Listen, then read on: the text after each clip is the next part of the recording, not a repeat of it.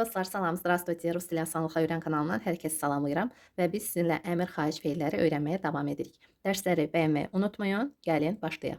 Deməli, признать, признавать, həmçinin признаться, признаваться. Hər ikisi etiraf etmək deməkdir.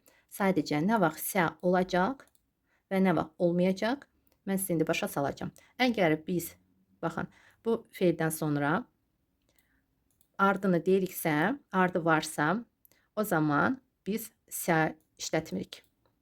Bu cümlədə gəlin baxaq. Не спорь, лучше признай свою ошибку. Burada bir əmr feili də var. Spor mübahisə deməkdir. Sporit mübahisə etmək. Не spor mübahisə etmə. Yaxşısı öz səhvini etiraf et. Gördünüz, burada sə olmadı. Çünki biz deyirik öz səhvini. Amma öz səhvini demiriksə, nəyi məhz etiraf etdiyini demiriksə, sadəcə признайся. O zaman biz sə ilə deyəcəyik. Признайся, лучше признайся. Не спорь, лучше признайся. Deməli, sə əgər biz artırırıqsa, onda свою ошибку demirik. Amma biz bu cür demək istəsək, o zaman səyə ehtiyac yoxdur. İnanıram ki, aydın oldu, çox asandır. Deməli, признайте vinu. Gördünüz, biz burada deyirik nəyi? Buna görə də sə işlətmirik, burada cəmdədir. Deməli, günahınızı etiraf edin və yaxud günahlı olduğunuzu etiraf edin. Burada həmən şəxslərin bir neçə nəfərin və yaxud bir nəfərin də ola bilər. Sadəcə biz cəmdə deyirik. Deməli, həmən insanın və yaxud bir neçə nəfərin günahıdır. Buna görə də biz hər iki cür tərcümə edə bilərik. Günahlı olduğunuzu və yaxud günahınızı etiraf edin. Bir də, baxın, əgər biz inkarda deyiriksə, səlı olacaq. Nəyə görə? Çünki не признавай biz demirik. Не признавайся. Məhz bu cür bu fikir deyiləcək. Deməli, etiraf etməyin demək istəsək, inkarda olacaq sə ilə. Sə cəmdə də cis, si olacaq. Və sə artırılır, cis. Mütləq olmalıdır inkarda, amma adi halda, yenə də deyirəm, əgər davamı varsa, sə əlavə olunmur. Əgər yoxdursa, səli olacaq. Признайся, sadəcə etiraf et. Не признавайся, etiraf etmə. Даже если ты сделал. İlk növbədə bu hissəni biz tərcümə edəcəyik. Nəyə görə? Çünki bu fikir vacibdir. Deməli, даже если deyərkən, burada necə olacaq tərcümə? Birinci deyirik. Если ты, deməli, əgər sən etdinsə belə, baxın, etdinsə belə. Даже belə olacaq. Amma fikir verin. Даже если-dən əvvəl gəlir, vergüldən sonra gəlir. Mütləq ortada durmalıdır. İkinci hissəni tərcümə edərkən biz sonda tərcümə edirik. Birinci əlbəttə gəlir если. Əgər sən etdinsə belə, etiraf etmə. Bir də təkrar edim. Əgər sən etdinsə belə, əgər sən dedinsə belə, если ты. Amma biz dajını mütləq deməliyik rus dilində. Birinci, vergüldən sonra. Даже если ты сказал, даже если ты сделал, даже если ты купил, даже если bunlar yadınızı saxlayın, bir-birindən əlaqəlidir rus dilində. Amma tərcümə edərkən biz если-dən başlayırıq, feili mütləq deyirik, şəxsi də deyirik, sonra даже sözünü tərcümə edirik. Belə kimi tərcümə olunur. Даже ayrıca hətta deməkdir. Amma cümlədə yenə də burada məntiqi tərcümə olunacaq. Əgər sən etdinsə belə, etdinsə hətta demirik. Даже hətta, amma cümlədə biz belə kimi tərcümə edəcəyik. İnanıram ki, aydın oldu. Davam edək. Не признавайтесь. Etiraf etməyin. Burada cəmdədir. Sə artırıldı və sə yox, si olacaq. Fikir verin. Şəkilçilərə fikir verin. Принести, приносить, gətirmək. Принеси, пожалуйста, мою сумку. Zəhmət olmasa, mənim çantamı gətir. Sumka yox, sumka olacaq. Çünki cümlədə feil var. Burada pожалуйста olsa da, mən hər dəfə sizə deyirəm ki, pожалуйста sözü ya cümlənin əvvəlində, ya sonunda deyilir. Belə də deyə bilərsiniz. Amma əmr xahiş feilindən sonra əgər qoyularsa, məhz əmr xahiş feilindən sonra, bu zaman səhv olmaz və bu cür də deyə bilərsiniz. Принесите завтра дополнительно 12-листовую тетрадь в клетку. Или в пропись. Biraz uzun cümlə oldu. Принесите завтра, sabah gətirin. Дополнительно əlavə deməkdir. Zərfdir. Дополнительно fikir verin. O ilə bitir. Zərfdir. Sadəcə A kimi tələffüz olunacaq, çünki vurğu düşmür. 12 listovu. Burada mən sizə rəqəmlərlə yazdım. Əslində hərflərlə yazılmalıydı. Sadəcə çox uzun söz olacaqdı deyə mən sizə yarısını rəqəmlərlə, yarısını hərflərlə yazdım. Və bu cürdə əlbəttə ki, siz özünüzə qeyd edə bilərsiniz. Səhv olmaz. Deməli, 12 listovuyu. Bu bir söz olduğuna görə mən bitişik yazmışam.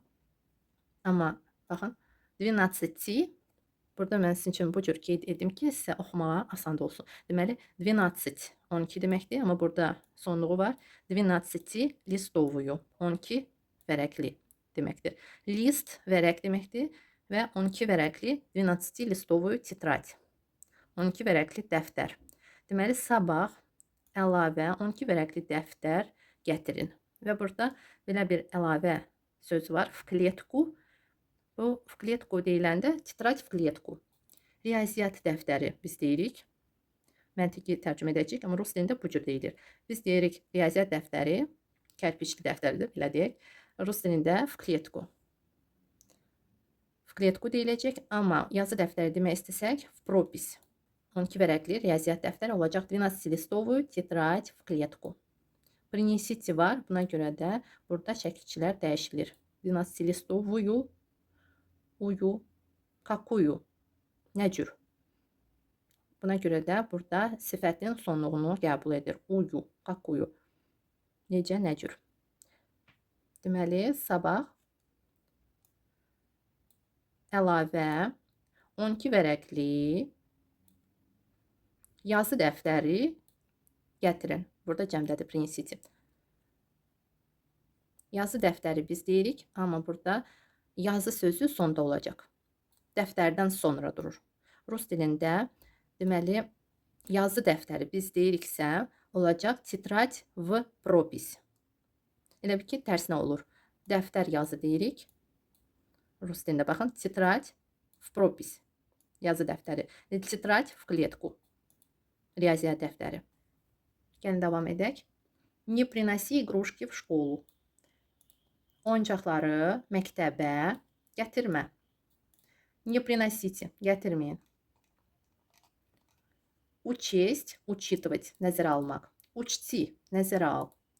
Учтите, nəzərə alın. Burada ardında deyə bilərsiniz. Burada mən sizin üçün belə bir nümunə yazdım. Baxın.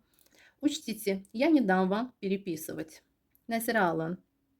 Mən sizə köçürməyə imkan verməyəcəm. Baxın, nidam verməyəcəm. Amma burada nidam sözü məhz imkan verməmək kimi olacaq. Məntiqi tərcümə olacaq.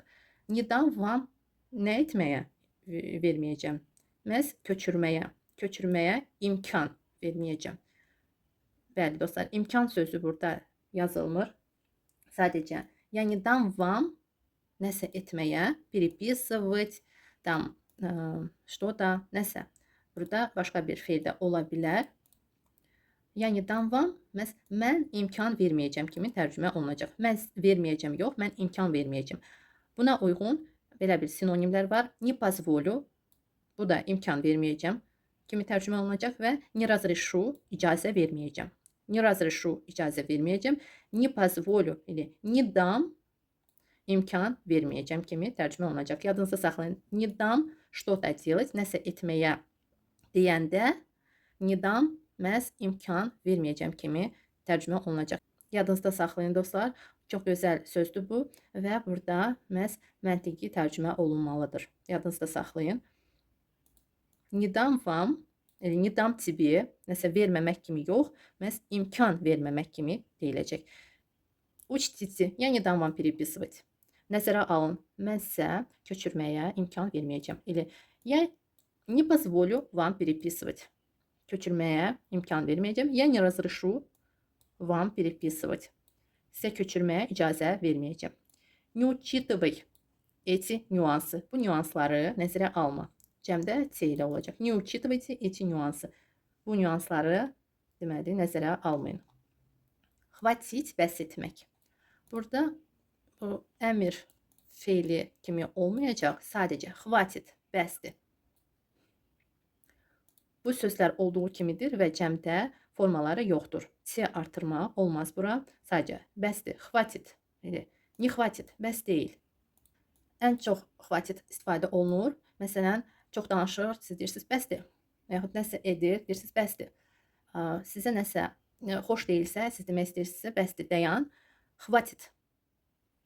Belə qısa deyə bilərsiniz və əlbəttə ki, ardında deyə bilərsiniz. Больше не клади. Хватит, больше не клади. Bəsdir, daha qoyma. Не хватит, наливай еще. Bəs deyil. Yenə tök. Наливай. Tök. Еще yenə. Burada fikir verin. Mən sizə dedim ki, bu birinci söz əmr, xahiş feili deyil əslində. Sadəcə bu cür formaları mən sizə vermək istədim. İkinci hissədə biz amma əmr, xahiş feili istifadə etməliyik. Əgər cümlənin ardını deyiriksə.